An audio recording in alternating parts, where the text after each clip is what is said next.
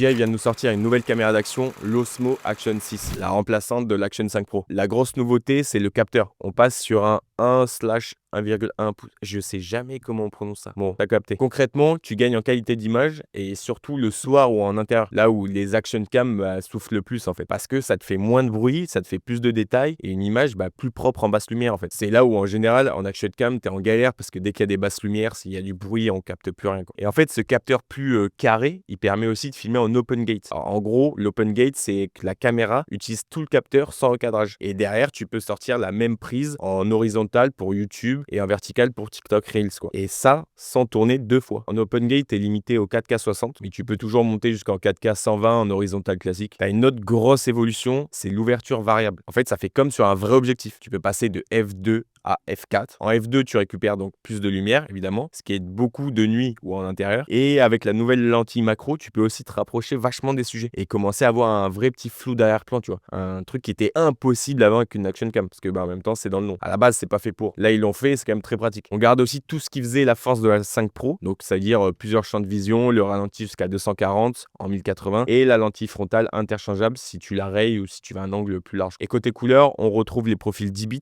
dont le D-Log M, pour ceux qui aiment pousser un peu les talons en post-prod. Alors, est-ce que ça suffit pour te faire passer de l'Action 5 Pro à l'Action 6? À toi de voir. Perso, je vais pas la changer. Je vais pas passer de la 5 à la 6, même s'il y a beaucoup d'avantages sur la 6. Mais je trouve que c'est intéressant que si vraiment tu as besoin de ces nouveautés-là qui sont très spécifiques.